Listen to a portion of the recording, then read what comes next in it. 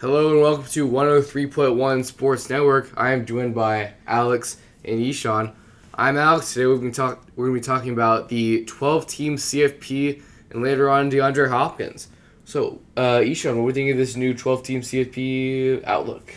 I think expanding the playoffs is really good considering you look at every single team that usually makes it, they lose one game. I think there should be a little bit more leeway and so more teams can also make it, which would lead to more fans and more viewership in the long run. I think instead of 12, I think 16 because if team loses once or twice, the fans can still be like keeping up with it because they know that they still have a shot at the playoffs. Alex, what's your opinion on that? Well, now that 12-team college football playoff is coming into football, I definitely think this is great for expanding viewership. And of course, back before college football playoffs, bowl games usually mattered a lot. And now bring back bowl games like now the Pop-Tart Bowl.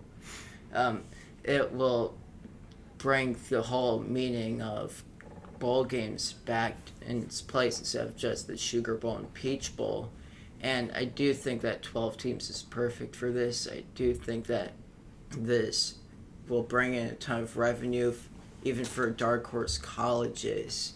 And I definitely think that this is a great addition on the part of the college football community. Yeah, I feel like this is great for everyone. You always see those big schools such as A&M or LSU that always just misses a cut.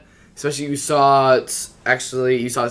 see these small schools, these dark horse schools that you said like Cincinnati a couple years ago in their playoff run, or you see TCU last year. That could be a big.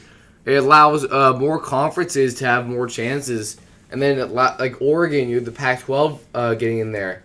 You see more and more conferences bringing in more and more money to bring into the college football playoff. I see a lot more viewership, and I feel people really they expect the same four teams to make it, such as usually Bama, Ohio State, Clemson, with the exception of this year, and then either Ohio State or Michigan, and then you mix Georgia in there. But I feel that even with four teams, you don't really have room for that. You need more than that. And it looks like we are getting a caller, folks. So if you want to call, it's 214 and then all fives. Hello. Hey, so I was listening to the show, and I have my take. I think the 12-team playoff is actually really good for college football because for a while the big knock on college football was that the playoff wasn't fun enough. It was repetitive, and it was boring, and all this stuff.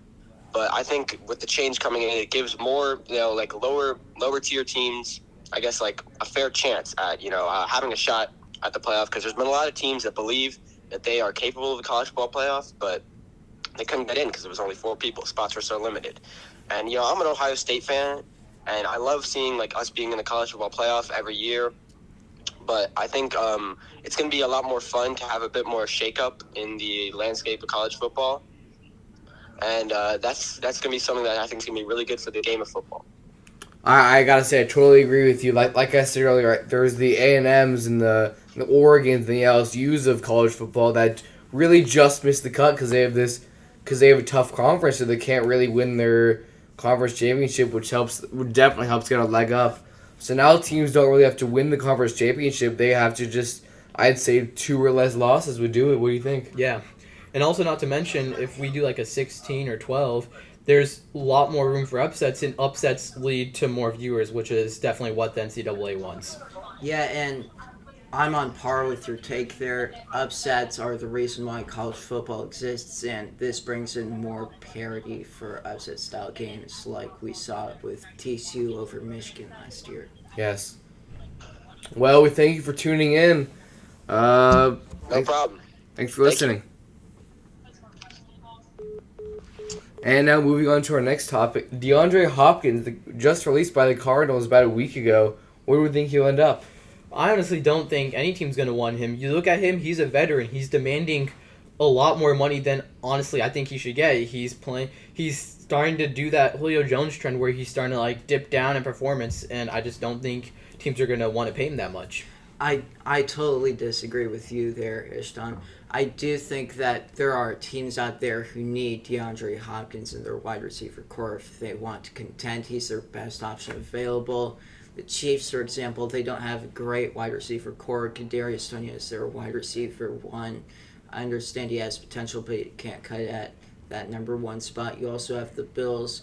Stephon Diggs needs a real number two. And, of course, there are some teams under the radar. I think that the Vikings are a team to look out for. They want to keep that position at number one, the NFC North, now that the Lions are contending.